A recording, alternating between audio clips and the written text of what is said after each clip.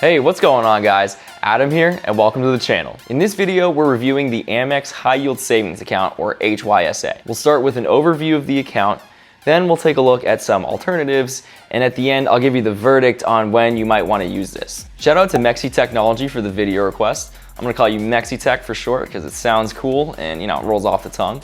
So let me know if you like it or not. I love helping you all out and I've been getting a lot of phenomenal video requests. So keep them coming. You might also notice a different flow to this video. Normally I script out every single word that I'm going to say, but instead I just wrote out like a bulleted list of things that I want to talk about, and I'm kind of just freestyling on top of that. So let me know if you like it, let me know if you don't like it. I don't know how it's going to turn out, so we'll see. So as you can probably tell by the length of this video, the Amex High Yield Savings Account is actually very straightforward. It's really not that complicated.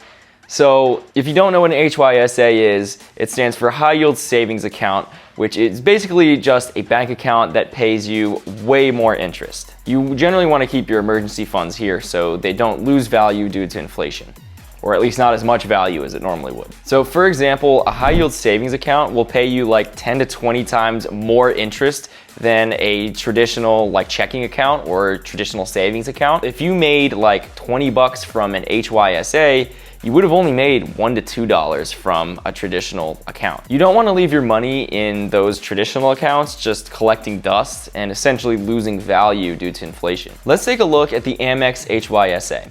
It offers an APY of around 0.6% as of today, which is Thursday, December 3rd, 2020. I'm not gonna sugarcoat it.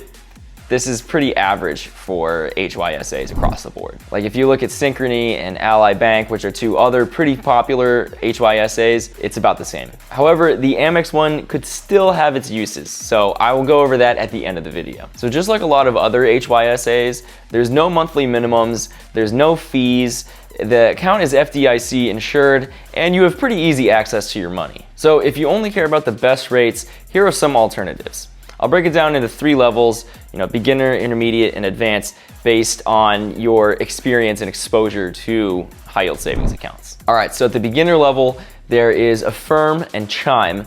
Both offer an HYSA, which gives you a 1% APY, and are essentially identical to what Amex offers you.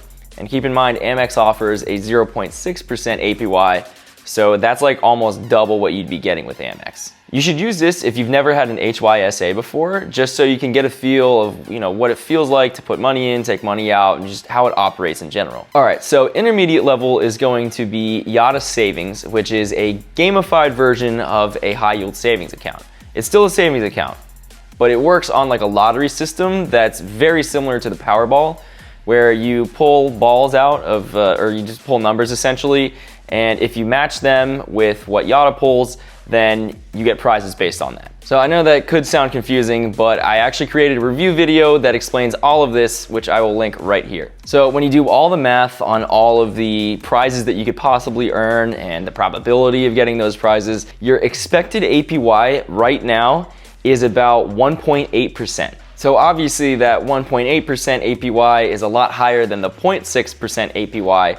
So I would use this if you're okay and comfortable with how a traditional high yield savings account works, and you're okay with like the fluctuations that you'd see in the prizes. An advanced level alternative that I would also recommend looking into is a cryptocurrency interest account like BlockFi, which I reviewed in this video here. It's the same concept as a high yield savings account, except instead of dollars, you're putting in cryptocurrency. So what you can do is you can buy a stable coin like USDC or GUSD. So that's USD coin or Gemini US dollar. And these are anchored to the US dollar. So the price of one of these coins is always going to be $1. So you don't have to worry too much about your account fluctuating.